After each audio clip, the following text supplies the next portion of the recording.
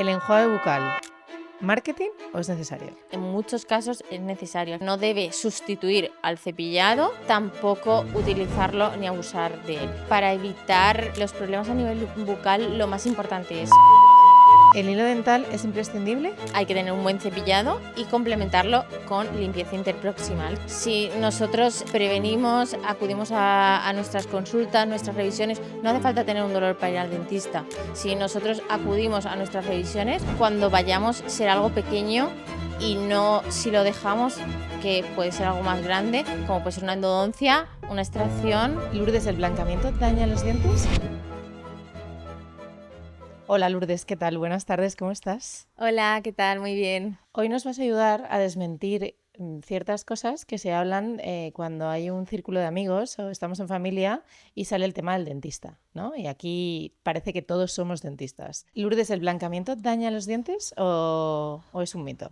Bueno, os voy a contar un poco en qué consiste el blanqueamiento y ya me meto un poco en esa pregunta. El blanqueamiento, hay dos, o sea, está formado por peróxido de hidrógeno o peróxido de carbamida. El blanqueamiento lo que hace es que una vez penetra en el diente, libera oxígeno, que es lo que hace que nuestros dientes blanqueen.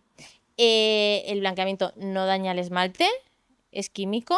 Entonces, desmitificamos, ¿no? No es dañino. Yo había entendido que, por ejemplo, yo me he hecho uno una vez en la vida, ¿no? No me he hecho más. Pero a mí me contaban que si, por ejemplo, me hacía más recurrentemente, o es un tema que ahora está muy de moda, sobre todo lo vemos en las redes sociales, ¿no? Estos blanqueamientos que se hacen con una pasta morada que se lo pone y de repente en 5 minutos, a mí eso no me da ningún tipo de seguridad. Pero claro, hoy como todos estamos obsesionados con cosas de estética y de las redes sociales, lo que te quería preguntar es, por mucho que yo haya tenido una base de esmalte con la que he nacido, que a lo mejor es más amarillenta que la de otros, y sin embargo fuman, toman café y demás y tienen otros hábitos y otros no, pero su base es así, eso no se puede cambiar, ¿no? A ver, o sea, el blanqueamiento, lo primero y más importante es que debe estar prescrito por un odontólogo. O sea, un blanqueamiento no lo podemos comprar por internet. Entonces, si nosotros vamos a nuestro dentista, en este caso a las clínicas José Luis Mejía, y buscamos un blanqueamiento, el odontólogo nos va a explicar todo sobre el blanqueamiento. Cuándo lo podemos usar, de qué manera usarlo, hasta qué punto lo podemos usar y qué no podemos tomar, por ejemplo, en el caso de las comidas, bebidas, que tenemos que evitar durante ese tiempo en el que nosotros nos estamos blanqueando los dientes. Cuando nosotros nos comenzamos a hacernos un blanqueamiento, hay que tener muy claro que el blanqueamiento no es infinito. O sea, no por usar más blanqueamiento vamos a llegar a tener unos dientes blancos, blancos, blancos, sino que al final nosotros conseguimos nuestro tono inicial de los dientes. Es decir, al final nosotros cuando tomamos café, Coca-Cola, tés, esos dientes van amarilleando, cogen tinción. Entonces, con el blanqueamiento lo que retomamos es nuestro color inicial. No efectivamente, porque nos pongamos más blanqueamiento, no vamos a conseguir más blanco. Al final, el blanqueamiento es algo que tiene que estar controlado, o sea, no se puede hacer día sí, día también, tiene que estar controlado por nuestro odontólogo y es salud, o sea, al final no es un tema algo que se pueda comprar por internet. Si pudieses darle un consejo a alguna persona, algún paciente, para evitarse el 80% de todos los problemas que puede tener a nivel bucal, ¿cuál sería?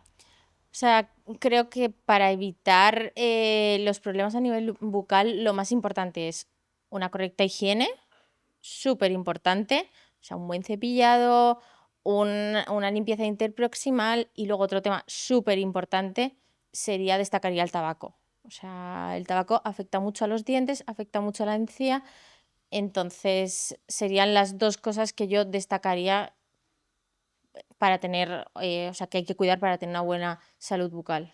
En una de mis intervenciones, cuando vine aquí, a raíz de los podcasts, me hicieron una intervención y me dijeron que el cepillo eléctrico es bastante mejor que el manual. ¿Eso es así? A ver, o sea, es que esto cada odontólogo opinamos de una manera. O sea, yo creo que al final lo importante es la forma en que te cepillas. Es verdad que cepillarte con un cepillo manual es mucho más complicado por el movimiento que con un cepillo eléctrico. El cepillo eléctrico, el mismo cepillo te da el movimiento, Entonces es mucho más fácil para gente que veamos que no se cepilla bien. En el caso de los niños, que al final es simplemente colocarlo encima del diente. En el cepillo manual sí que hay que hacer el movimiento y hay que hacerlo bien.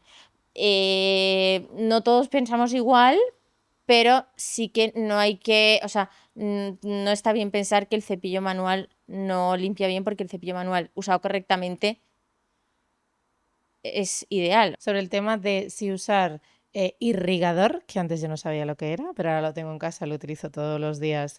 ¿Y el hilo? ¿Qué Sí. opinas sobre eso, O sea, al Lourdes? final, un cepillado dental nos elimina alrededor del 70% de la placa o las bacterias que tenemos en la boca. El 30% restante lo cubre lo que sería el cepillado interproximal, es decir, esa comida que se queda entre diente y diente y que el cepillo no es capaz de quitar. Entonces ahí es donde entra pues, el hilo dental, los cepillos interproximales, el irrigador, que es súper importante. También estás especializada, Lourdes, en endodoncia. Mucha gente Así tiene es. miedo a la endodoncia por falta de conocimiento. Antes de meternos un poco más de lleno, ¿qué es la endodoncia? La endodoncia es cuando tenemos una caries muy grande, bueno, bien por caries, bien por traumatismo, es la manera de conservar nuestro diente natural, al cual hacemos un tratamiento que ese diente conserva lo que es lo funcional del diente, pero no la vitalidad. Es decir, la endodoncia, lo que se conoce habitualmente como quitar el nervio al diente, eso es la endodoncia. Y Al final, ese diente ya no tenemos sensibilidad, no debería darnos dolor, pero sí que conserva lo que es la parte funcional del diente y nos permite mantenerlo en boca todo el tiempo que sea posible. es decir, con la endodoncia podemos vivir con la funcionalidad del diente, con nuestro diente, aunque ya no tenga vida. Efectivamente. O sea, una endodoncia al final, en casos que la caries es tenemos una caries muy grande, que es un diente que ya está muy dañado, es el tratamiento ideal antes de quitarlo. ¿Podríamos haber evitado esa endodoncia si hubiésemos tratado previamente esa carie? Podemos evitar Efectivamente, las endodoncias si efec- cuidamos más nuestra boca. justo. O sea, yo creo que a día de hoy lo más importante es la prevención. Si nosotros prevenimos, acudimos a nuestras consultas, nuestras revisiones, no hace falta tener un dolor para ir al dentista. Si nosotros acudimos a nuestras revisiones, cuando vayamos será algo pequeño y no si lo dejamos, que puede ser algo más grande, como puede ser una endodoncia, una extracción O una y cirugía directamente, ¿no? Cuando hablamos efectivamente, de con José Luis de Clínicas Mejía sobre implantes cigomáticos, ¿no? eso ¿A qué es, niveles tenemos que llegar para darnos cuenta de que no nos hemos cuidado absolutamente nada, ¿no? Hasta perder justo. piezas bucales. O sea que la prevención, podrías decir, como indica la palabra literal, salvaría un montón de bocas que luego van a tener dolor, coste y sufrimiento, sobre todo. Efectivamente, o sea, yo creo que a día de hoy lo más importante es la prevención. Hay que darle la máxima importancia porque justo nos previene de llegar a puntos mucho más graves y que tengamos que tirar de tratamientos mucho menos conservadores. ¿Cuál es, Lourdes, la mayor mentira o mito que te has encontrado en consulta sobre la endodoncia? Pues te diría que la endodoncia duele. Mm, La endodoncia es un tratamiento que se hace con anestesia, no tiene por qué doler porque al final esa zona está dormida y aparte la endodoncia ha avanzado mucho. O sea, a día de hoy tenemos muchos sistemas que nos permiten hacer una endodoncia perfecta y que dure muchos años y que no duela. O sea, que en el momento en el que se está haciendo, el paciente esté con la boca abierta, pero no tenga por qué enterarse de lo que nosotros estamos haciendo en boca. pues para todas las personas que no se animan y porque duele y demás, pues a ver si nos escuchan y se vienen para las clínicas José Luis Mejía. Te quería comentar el tema de la ortodoncia. históricamente se ha entendido como una alineación que se hace en la boca para tener mejor aspecto, es más un tratamiento estético, ¿no? Era imposible pensar que la ortodoncia nos ayuda con muchísimos problemas de colocación de la boca para luego no tener migrañas y problemas en el futuro, ¿no? Que esto que estamos hablando de la prevención, qué importante es la ortodoncia para luego en un futuro, cuando uno ya tiene una edad adulta, no desarrollar ciertos problemas que vienen de la salud dental. ¿Qué opinas de esto? A ver, la ortodoncia sí que es verdad que a día de hoy está muy ligada a la estética, pero la base de la ortodoncia es la salud. Que tengamos una oclusión correcta, porque al final eso nos va a ayudar a nuestro día a día, a que al final problemas que a día de hoy la gente joven no nota por tener una mala oclusión, con el paso del tiempo eso se va agravando y efectivamente, como tú has dicho, puede dar lugar a dolores de cabeza, a problemas de encía. O sea, al final es muy importante tener una buena oclusión y que todo esté en su sitio. Claro, porque al final, Lourdes, la boca está en constante movimiento, nuestros dientes no paran de moverse toda nuestra vida. Entonces, la prevención frente a esto, en este caso, sería esa ortodoncia, ¿no? A ver, o sea, los dientes están en constante movimiento, entonces nosotros cuando comenzamos un tratamiento de ortodoncia y nuestros dientes, vamos, al terminarlo, yo doy mucha importancia a lo que es la retención. Los dientes, si no ponemos retención, yo siempre digo que la oclusión más estable es la maloclusión. ¿Por qué? Porque los dientes vuelven a la posición a la que estaban en un principio inicial si nosotros no los controlamos, no los sujetamos. Entonces, para eso, una vez terminado el tratamiento, es muy importante la retención.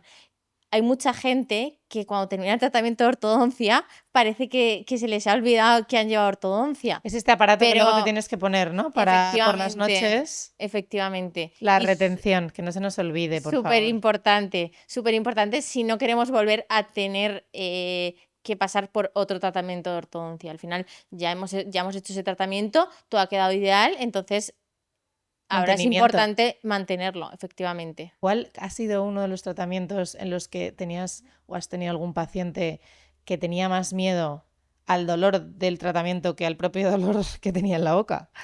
Pues destacaría la endodoncia. O sea, la endodoncia es verdad que suele haber dos tipos de paciente. Un paciente que viene con mucho dolor, que al final el dolor es tanto que quiere la endodoncia sí o sí, porque ya no puede soportarlo, efectivamente, ¿no? porque lo necesita. Y luego hay otro tipo de paciente que viene porque a lo mejor la muela se ha roto.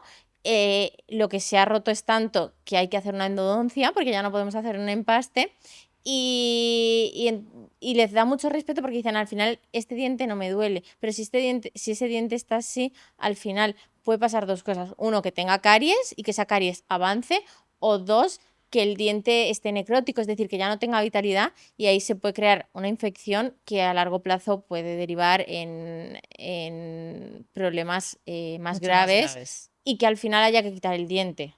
En los últimos años, ¿qué cambios has notado en cuanto a tipología de pacientes? ¿Vienen más por estéticas, por endodoncias, ortodoncia? Cuéntanos. O sea, aquí volvería un poco al tema anterior, que es la prevención. O sea, yo creo que a día de hoy sí que estamos consiguiendo inculcar en los pacientes que lo más importante en la odontología es la prevención.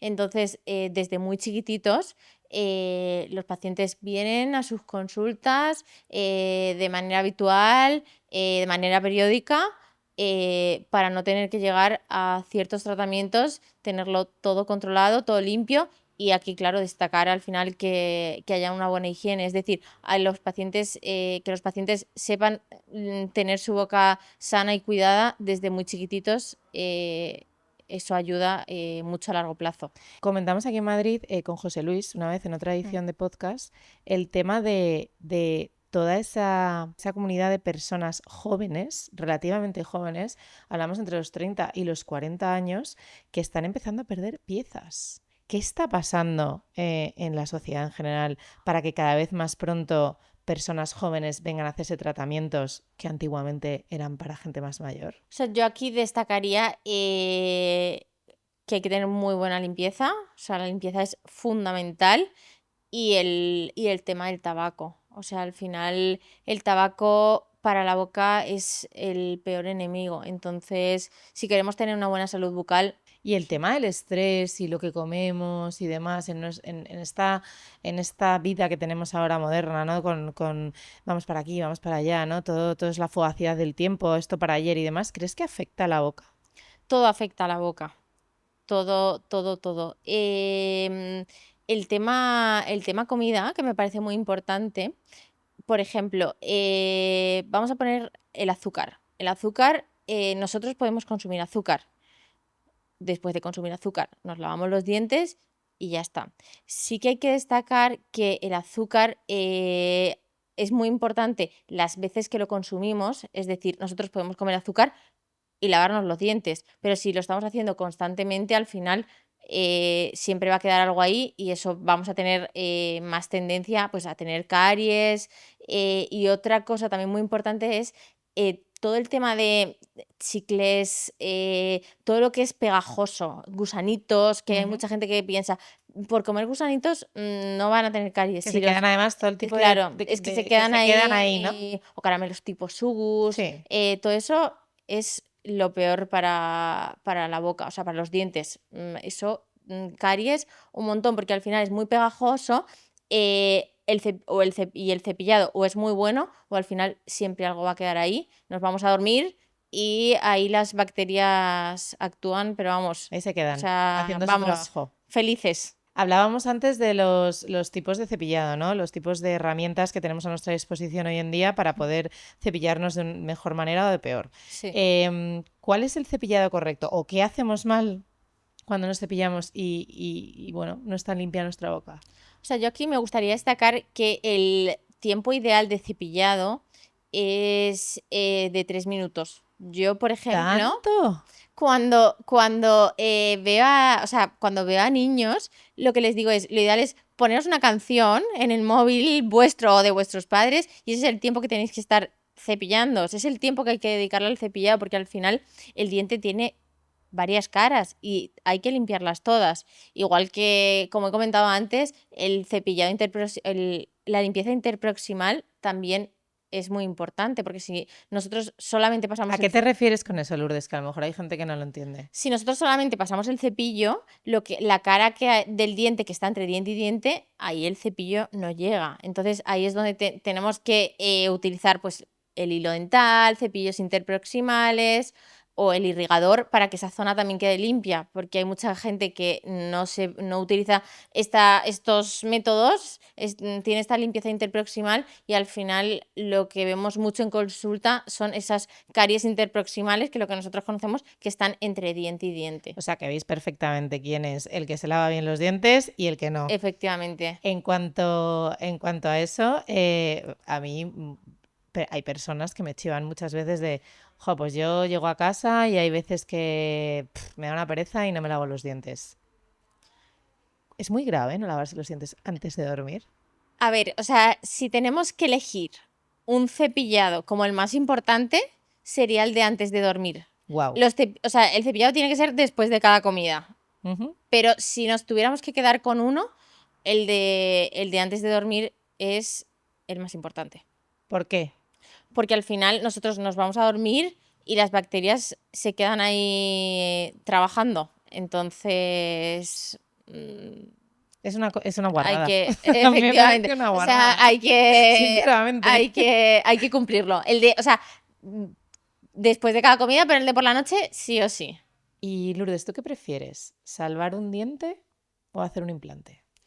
O sea, yo creo que no es cuestión de salvar un diente o hacer un implante. Creo que es qué necesita el diente en el momento en el que el paciente llega a la clínica. O sea, al final, en función de cómo el diente esté, hay un tratamiento ideal. Si tenemos una caries más grande, pues habrá que ver si podemos hacer un empaste, si hay que hacer una endodoncia o directamente es un diente que no se puede salvar y hay que hacer una extracción y un implante. O sea, yo creo que no es elegir una cosa u otra, es dependiendo de cómo esté el diente que vamos a tratar.